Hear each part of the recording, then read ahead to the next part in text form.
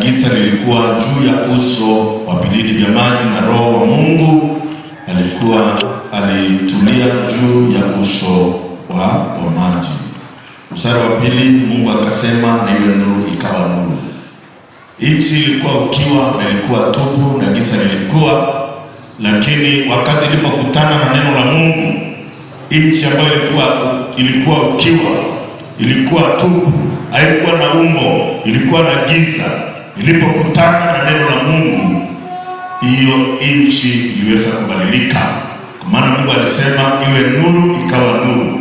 Katika maisha yako, katika ulimwengu wa kitabu cha Mwanzo ni ulimwengu wa mioyo yetu. Mioyo yetu kabla tukutane na neno la Mungu, kuna giza ndani ya mioyo yetu, kuna utupu ndani ya mioyo yetu, ndani ya moyo wako. Haleluya. Biblia ni kitabu cha mabadiliko. Na tukiangalia watu wale ambao wamekutana na Biblia na maisha yao yakabadilika, mmoja wapo akiwa Petro, mmoja mwingine akiwa mtume Paulo, mmoja mwingine akiwa Ibrahimu ambaye ni mimi hapa. Nilikuwa mwenye dhambi, nilikuwa mtu mwovu. Nilipokutana na Biblia ambayo ni ya mabadiliko, iliweza kubadilisha maisha yangu. Na pia wewe mpendwa mtazamaji, unapokutana na Biblia ambayo ilibadilisha nchi, ilikuwa ukiwa, ilikuwa tupu, ilikuwa haina umbo, ilikuwa na giza, unapokutana na Biblia pia wewe utabadilika. Mabadiliko yako ndani ya neno la Mungu. Watu wengi wanajaribu kubadilisha maisha yao, watu wengi wanajaribu kubadilisha mienendo yao, watu wengi wanajaribu kubadilisha matendo yao, lakini hayabadiliki. Kwa sababu gani? Kwa sababu hakuna uwezo wa kubadilisha maisha yako ulio ndani yako. Uwezo wa mabadiliko uko katika neno la Mungu. Mabadiliko yako ndani ya nini? Ya neno la Mungu. Wakati Mungu alisema iwe nuru, ikawa nuru. Hivyo kile unahitaji ili kuwa na mabadiliko katika maisha yako, unahitaji Mungu aseme. Unahitaji Mungu afanye nini? Umejaribu kubadilisha mienendo yako yabadiliki, umejaribu kubadilisha mawazo yako yabadiliki, umejaribu kubadilisha matendo yako yabadiliki, umejaribu kubadilisha tabia yako ibadiliki. Kwa sababu gani? Ndani yako hauna uwezo wa kubadilisha tabia yako, hauna uwezo wa kubadilisha mawazo yako, hauna uwezo wa kubadilisha mienendo yako, bali uwezo wa kubadilisha mawazo na matendo na tabia viko katika neno la Mungu. Dini inafundisha watu kubadilisha mienendo, dini inafundisha watu kubadilisha tabia, dini inafundisha watu kubadilisha mioyo yao, dini inafundisha watu kubadilisha mawazo yao, lakini ndani ya mwanadamu hakuna uwezo wa kubadilisha mawazo yake na tabia yake. Lakini ndani ya neno la Mungu, neno la Mungu lina uwezo wa kubadilisha tabia yako. Neno lina uwezo wa kubadilisha mienendo yako. Ndani ya neno kuna nguvu ya kubadilisha tabia, matendo, mawazo na moyo. Nchi ilikuwa tu, haingeweza kujibadilisha, haingeweza kujiweka kitu, haingeweza kuondoa giza, haingeweza kuondoa ukiwa, lakini ndani ya neno la Mungu, neno la Mungu lilianza kuumba kitu baada ya kingine. Mungu akasema iwe nuru, na ikawa nuru. Kwa nini ndani ya moyo wako kuna giza? Kwa nini ndani ya moyo wako kuna dhambi? Kwa sababu Mungu aliyasema. Na leo Mungu amesema katika kitabu cha Mwanzo sura ya 1 mstari wa 3, amesema na kuwe nuru. Haleluya. Mungu akisema iwe nuru, kunaweza kuwa giza tena? Mungu akakuwa kwa wewe. Kukea wewe, anakukea wewe. Hivi ndio mtaka na kiusunde na koro yetu Mungu taria. Mungu alipokuwa kwalia kwa adri ikuwe wewe. Haleluya. Mungu akwalia kwalia ikuwe wewe. Leo anasema namna gani? Kuwe nuru. Haleluya. Biblia inatuambia Biblia ni kitabu cha mabadiliko. Hakuna kitu kingine kingeweza kubadilisha dunia. Dunia ambayo ilikuwa ukiwa, ilikuwa tupu, ilikuwa na umbo, ilikuwa na giza. Hakuna kitu kingine kingeweza kubadilisha dunia.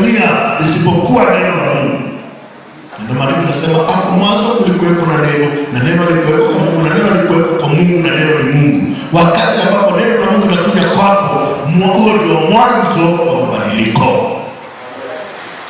Huo ndio mwanzo wa nini? Mwanzo wa mabadiliko. Watu wengi wanatumia mbinu nyingi sana bila waweza kubadilisha maisha yao, bila maisha yao yaweza kubadilika, lakini hayabadiliki. Kwa sababu gani? Mungu hajasema. Amen. Katika wiki iliyopita tulijifundisha kuhusu toba. Na tulipoongea kuhusu toba tuliangazia sana toba ya Mtume Paulo.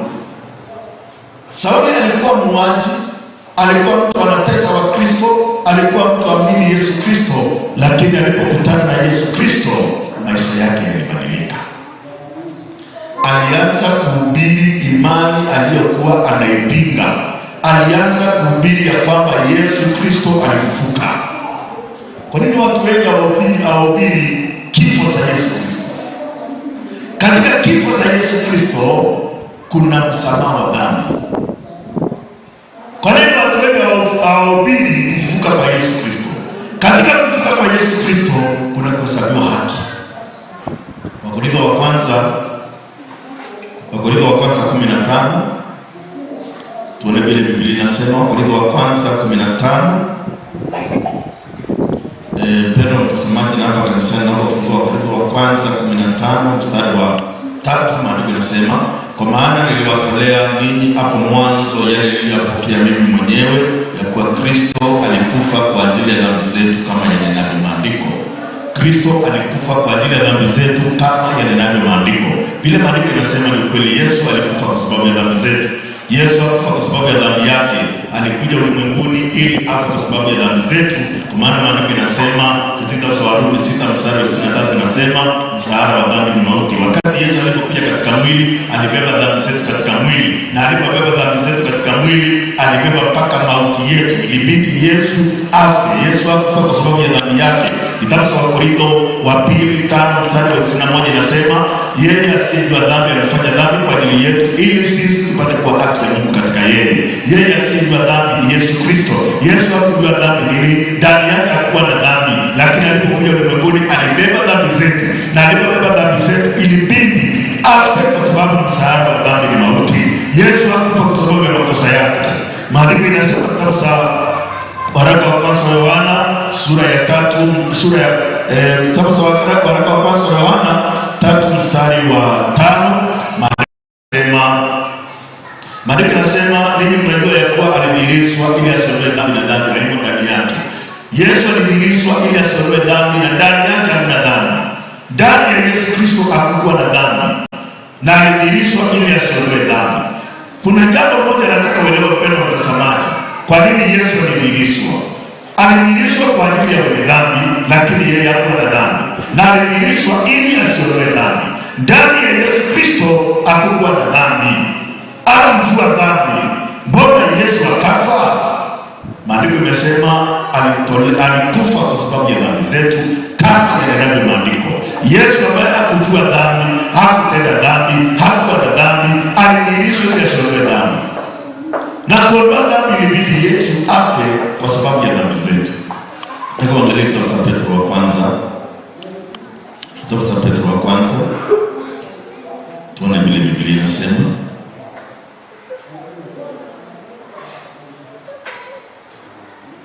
Petro wa kwanza sura ya kwanza mstari wa 18. Maandiko yanasema, ninyi mnafahamu ya kwamba mlikombolewa si kwa vitu vya vikao, kwa fedha, dhahabu, kwa fedha au dhahabu,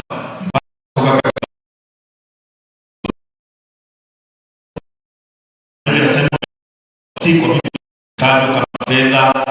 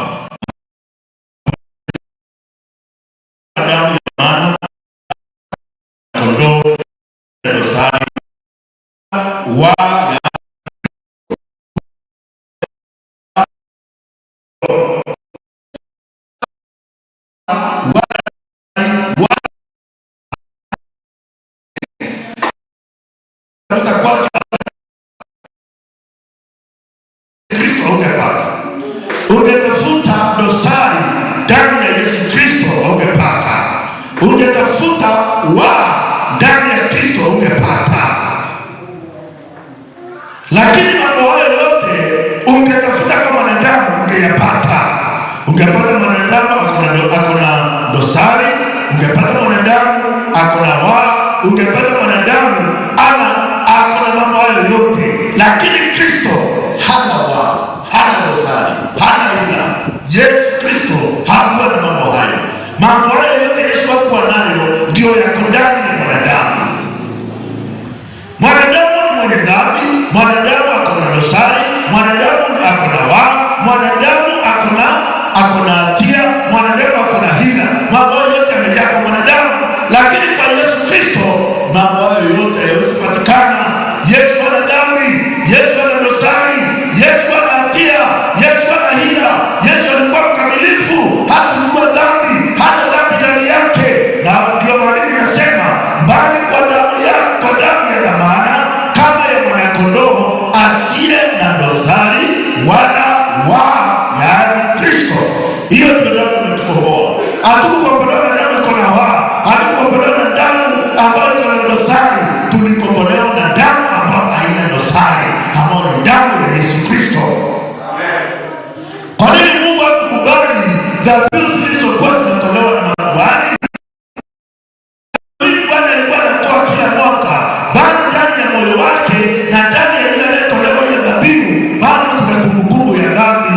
Kwa sababu Bwana anayetoa dhabihu pia ako na dosari, pia ako na udhaifu, ako na mapungufu. Kwa hiyo dhabihu hii haikupendeza Mungu. Lakini Yesu alipotoa dhabihu ili kupendeza Mungu, alitoa dhabihu ambao kwa Mungu ilibaki ikiwa imara kwa ajili ya dhambi, na ikabaki ndani ya moyo, na ameondoa dhambi mara moja na milele. Kwa sababu gani? Ndani ya Yesu Kristo hakuna hila, ndani ya Yesu Kristo hakuna dosari. Kwa hiyo Yesu alifanya kila kitu kikamilifu.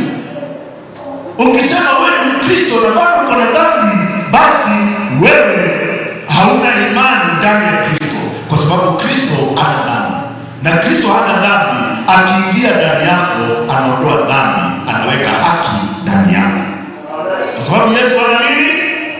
Ukipokea mwanadamu unapokea dhambi, kwa sababu mwanadamu ni dhambi. Yesu ndani ya moyo wako, na ndio ninasema sina dhambi kwa sababu nimempokea Yesu ambaye hana dhambi. Na wewe wasemaje? Wewe unasema unayo dhambi ama una dhambi? Ukisema unayo dhambi, inamaanisha ya kwamba wewe umepokea mwanadamu, kwa sababu mwanadamu ni mwenye dhambi.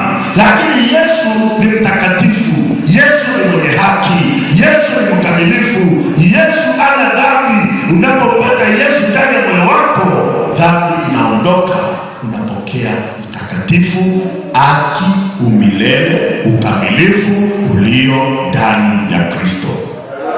Haleluya. Ni damu ya nani imekosa dhambi? Ni damu ya ng'ombe na mbuzi na ndama, ama ni damu ya Yesu Kristo?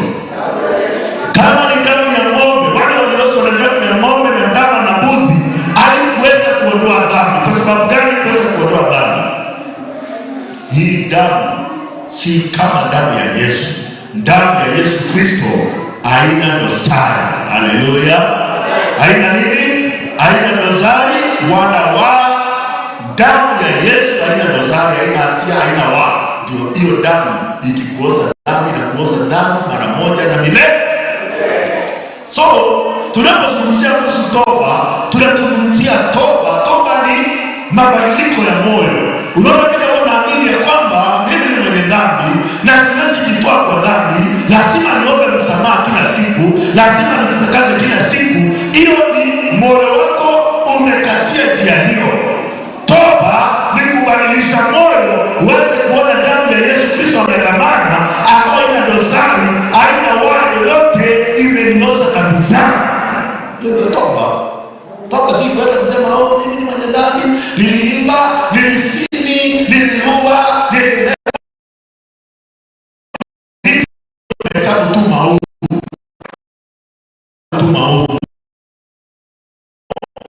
Dhambi iliyo ndani ya moyo inaoshwa na damu ambayo haina dhambi.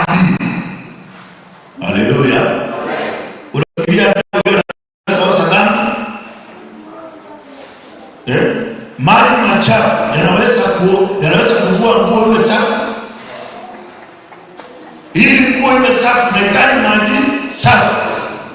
Nguo ni chafu, inahitaji maji safi ili iweze kuwa safi. Mwanadamu mwenye dhambi anahitaji damu iliyo takatifu, anahitaji damu ambayo haina waa ili iweze kuosha dhambi yake. Unategemea damu ya Yesu Kristo au unategemea wewe mwenyewe? Unategemea maombi yako yaoshe dhambi yako? Unategemea maombi ya mhubiri wako yaoshe dhambi? Kama kikweli maombi ya wahubiri wetu ndio yalikuwa na uwezo wa kuosha dhambi, Mungu akasema ombeni, ombeweni nanyi mtaosha dhambi yenu. Mungu urombelewe na kurekera mbele yake. Lakini Mungu alisema hivyo. Kwa nini Mungu alitoa mwana wake? Kwa nini alitoa mwana wake mpaka akakubali hafe? Kwa sababu hakuna mwanadamu chini ya mbingu anaweza kuondoa dhambi ya mwenzake, na hakuna yule anaweza kuondoa dhambi yake. Yule aliye na uwezo na alipewa uwezo peke yake ni Yesu Kristo. Haleluya. Ndio ukiangalia hapa kuna neno liko hapa, nataka uliangalie mpendwa mtazamaji, na hapa kanisani uone vile Yesu anasema.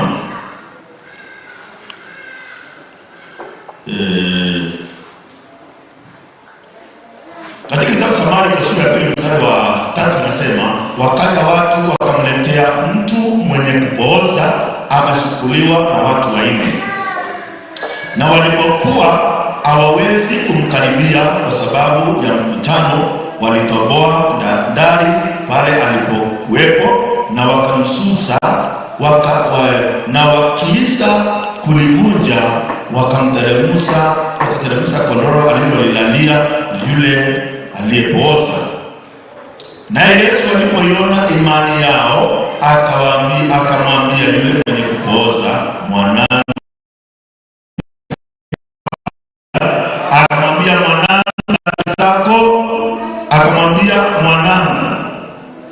umesamehewa dhambi. Na Yesu jambo la kwanza wazana na ugonjwa. Huyu mtu alikuwa amepoza, alikuwa hawezi tembea, amepoza katika mwili wake, na watu wengine wamembeba, wamekuta mlango umefungana, watu wamesikia kwamba Yesu alikuwa ndani, hakuna nafasi ya kuingia. Bila tutafanya tutabomoa hapa. Wakatoa mabaki, wataki kujali hii nyumba ni ya nani, wataki kujali kutakuwa na mdajani. Lakini kitu ambacho tunataka ni huyu mtu aliyepooza akutane na nani? Na Yesu Kristo. Yesu akapooza dhambi zako. Mwanangu, umesamehewa dhambi zako. Unapokutana na Yesu, jambo la kwanza ile Yesu anafanya ni kukusamehe nini? Kwa sababu ndani ya Yesu Kristo kuna uwezo wa kusamehe dhambi. Haleluya. Angalia, na baadhi ya waandishi waliokuweko huko wameketi wakafikiria mioyoni mwao. Kuna hao baadhi ya waandishi walikuwa wameketi pale Yesu bado akifundisha, wakaanza kufikiria kama hilo, mbona huyu anasema hivi, anakufuru? Nani anaweza kusamehe dhambi isipokuwa mmoja, ndiye Mungu? Wakaanza kusema huyu anakufuru, huyu anatukana. Nani anaweza kusema umesamehewa dhambi zako? Nani anaweza kusamehe dhambi? Wakaanza kusema nani anaweza kusamehe dhambi? Ni mmoja tu ambaye ni Mungu, hakuna mwingine anasamehe dhambi. Huyu anakufuru. Maandiko yanasema kusema Yesu akasema, mara Yesu akafahamu rohoni mwake kwamba wanafikiria hivyo nafsini mwao, akawaambia, mbona mnafikiria hivi mioyoni mwenu? Yesu akafahamu kile wanafikiria, akawasema, akafahamu ndani ya mioyo yao kile wanafikiria. Wanafikiria jambo hili. Yesu akawaambia, mbona mnafikiria hivi mioyoni mwenu? Vyepesi ni vipi? Ni kumwambia mwenye kupooza, umesamehewa dhambi zako, au ni kusema ondoka ujitwike kondoro lako uende? Yesu aone kule kunene ni kwa nini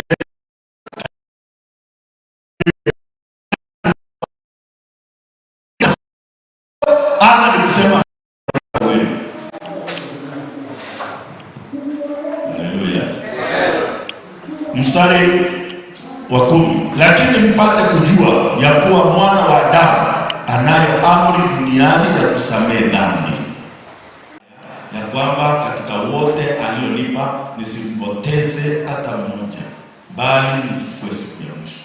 Mapenzi yake aliyenipeleka ni haya, nisimpoteze hata mmoja, nimfufue siku ya nini? Ya mwisho. Angalia mapenzi ya Mungu kwa kuwa mapenzi yake Baba yangu ni haya, ya kwamba kila mtazamaye Mwana na kumwamini yeye awe na uzima wa milele, na kufufua siku ya mwisho. Mapenzi ya Mungu kwako ni kumtazama Mwana. Na unapomtazama Mwana utaona dhambi zako zote juu ya Yesu Kristo. Haleluya. Lakini ukitazama utaona dhambi zako, ukitazama Yesu Kristo utaona dhambi zako zote juu ya Yesu Kristo. Sasa wanadini na watu wa dini wanajifundisha kujitazama. Ndio wakitazama wanajiona nimefungukiwa, wanaona niko na dhambi, wanaona mimi nimetenda dhambi kwa sababu wanajitazama. Lakini mapenzi ya Mungu kwako si kujitazama. Mapenzi ya Mungu kwako ni kutazama Mwana na kumwamini akupe uzima. Haleluya. Ambia mtu wasa kujitazama. Tazama nani? Ukitazama Yesu Kristo utaona nini? Ukitazama Yesu Kristo utaona dhambi zako juu ya Yesu Kristo. Shida yote ukitazama, ukitazama unaona wewe ni dhambi. Lakini ukibadilisha mtazamo wako, utazama Yesu, utaona dhambi zako juu ya Yesu Kristo. Pastor 22 inasema niangalieni kwa moyo. Ili upate wokovu unafaa uombe au uombe. Ni uangalie, ukiangalia katika Yohana sura ya 1:9 inasema tazama mwana-kondoo wa Mungu asichukue dhambi ya ulimwengu. Kwa hivyo mtazama ni vile utatazama Yesu. Ukitazama Yesu utaona dhambi zako juu ya Yesu Kristo. Na wale ambao wametazama Yesu amebeba dhambi zao, wakiwa wagonjwa bado wanatazama Yesu alichukua magonjwa yetu. Amen. Kwa nini unaongea kuhusu ugonjwa? Kwa sababu unamtazama Yesu kwa pande moja pekee yake. Nataka uangalie hapa. Angalia Biblia. Angalia Biblia ni kitabu cha mabadiliko. Angalia kitabu cha Mathayo 8:17. Ili tusikie lile neno la nabii Isaya akisema mwenyewe alituita udhaifu wetu na kuyachukua magonjwa yetu. Bila kuchukua dhambi zetu hata magonjwa yetu alichukua. Haleluya. Sasa ukiwa mwenye haki tazama Yesu, umeona Yesu alichukua dhambi zako. Ukiwa mwenye haki, ukiwa na maumivu, ukiwa mgonjwa, tazama tena Yesu Kristo, utaona magonjwa yako yote Yesu alifanya nini? Alichukua. Haleluya. Na hapo utasema mimi nimepona. Haleluya. Hapo utaanza kuimba mimi nimefanya nini? Mwenye dhambi akitazama Yesu ataimba aseme mimi ni mwenye haki, sina dhambi. Na mgonjwa akitazama Yesu Kristo atasema mimi nimepona. Na maskini akitazama Yesu Kristo ataona Yesu alifanya maskini ili mimi niweze kuwa tajiri. Sita nione nitazama. Ukitazama Yesu alichukua dhambi, alichukua magonjwa, alichukua maskini wetu, alichukua kusikitika kwetu, alichukua huzuni zetu. Mbona huzunike ili Yesu alizachukua? Sita ni wewe hujageuka badili kuna msalaba. Unaangalia sidiki badili kuna dhambi, iko na magonjwa, iko na huzuni, iko na masikitiko, iko na maskini. Hiyo ndio unaangalia. Geuka pande hii, ugeuka pande hii, unaona dhambi yako juu ya Yesu, umaskini wako juu ya Yesu, magonjwa yako juu ya Yesu, masikitiko yako amechukua, huzuni yako amechukua. Haleluya. Geuka utazame Yesu Kristo. Wacha kujitazama. Katika pande hii ukitazama unaona dhambi yako, unaona makosa yako, unaona maskini wako, unaona ugonjwa wako, unaona huzuni zako, unaona sikitiko yako, unaona hayo yote unayaona. Lakini ukigeuka pande hii kuna msalaba. Ukitazama utaona Yesu. Haleluya. Ukiona Yesu utaona nini? Dhambi yako juu ya Yesu, utaona magonjwa yako juu ya Yesu, umaskini wako juu ya Yesu, huzuni yako juu ya Yesu, masikitiko yako juu ya nani? Shida ni wewe uyafikia toba ugeuke. Ambia mtu geuka leo. Utazame Yesu Kristo. Utazame msalaba. Haleluya. Katika ule msalaba masikitiko yangu yaliondolewa. Katika ule msalaba magonjwa yangu yaliondolewa. Dhambi zangu zote ziliondolewa. Haleluya. Sina dhambi kwa sababu gani? Msalaba wa Yesu Kristo uliondoa dhambi zangu zote. Amen. Mimi si maskini kwa sababu gani? Yesu alifanya maskini ili mimi niweze kuwa tajiri. Nikitazama msalabani naona maskini wangu pale. Ninapomwangalia Yesu naona sasa kwa yote mimi ni nani? Mimi ni mwenye haki, mimi ni mtakatifu, mimi ni tajiri. Haleluya. Unajiita maskini kila siku. Unaenda kuombewa kumwagiliwa mafuta ili tajiri.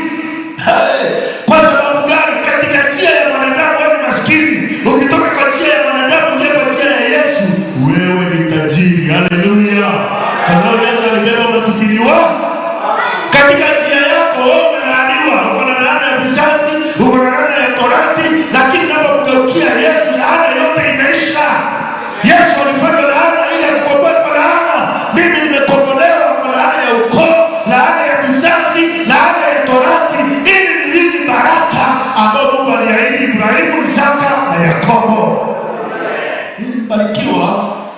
Lakini ukiwa katika njia yako uko chini ya laana. Ukitoka kwa njia yako uingie kwa njia ya Yesu, wewe ni mbarikiwa. Kwa sababu utaona dhambi yako, umaskini wako, laana yako, magonjwa yako juu ya Yesu Kristo. Ambia mtu geuka, utasema msalaba. Mungu akubariki mpendwa mtazamaji kwa muda Mungu amenipatia ili tuweze kushiriki na wewe neno la Mungu. Tushukuru. Baba mtakatifu na mkombozi wetu Yesu Kristo, tunashukuru kwa sababu ya neema umetupatia ya kujifunza kuhusu toba. Tumeelewa toba ni kubadilisha moyo, na Bwana majeshi kubadilisha njia. Kuna mtu amebadilisha njia, kuna mtu amebadilisha moyo wake na kutazama msalaba. Tunapotazama msalaba tunaona dhambi zetu juu ya mwana wako Yesu Kristo, tunaona magonjwa yetu juu ya Yesu Kristo, laana zetu zote alibeba, umaskini wetu alibeba. Tunapotazama tunaona ya kwamba haki ya mwana wako Yesu Kristo imekuja ndani yetu. Haki utakatifu wa mwana wako Yesu Kristo umekuwa wa kwetu. Baraka zote ambazo Yesu alikuwa amebeba zimekuwa za kwetu. Tunasema ni asante kwa mambo yote uliyotufanyia kupitia mwana wako Yesu Kristo. Pokea sifa kwa sababu kutupa neema ya kugeuka kutoka kwetu sisi wenyewe na kuelekea mwana wako Yesu Kristo. Jina lako libarikiwe na litukuzwe kwa sababu ya upendo wa mtazamaji anayefuatilia programu hii. Bwana majeshi tupe neema ya kupokea ujumbe huu, na Bwana majeshi akipokea ujumbe huu mabadiliko yataanza ndani ya moyo wake. Bila hiyo ilikuwa ukiwa, ilikuwa tupu, lakini uliponena Bwana majeshi ukawa nuru ndani ya moyo wa mtu siku ya leo. Kwa imani katika jina la Yesu Kristo tunaomba. Tuache mtazamaji kwa makofi sana. Bwana tunatazia tunaendelea na mkutano pale Kanuni, na mkutano unaisha leo. So naamini ya kwamba wale wa sehemu hiyo tunashukuru kwa vile mliweza kujitokeza kusikiza mkutano pale Kanuni, na vile Mungu amewapa neema ya kupokea ujumbe. Watu wa Kanuni, Mungu awabariki. Kanuni ile ya Tubeto sio huko Watheru, ni Kanuni ya Tubeto. Watu wamesikia Injili, Mungu awabariki sana. Amen.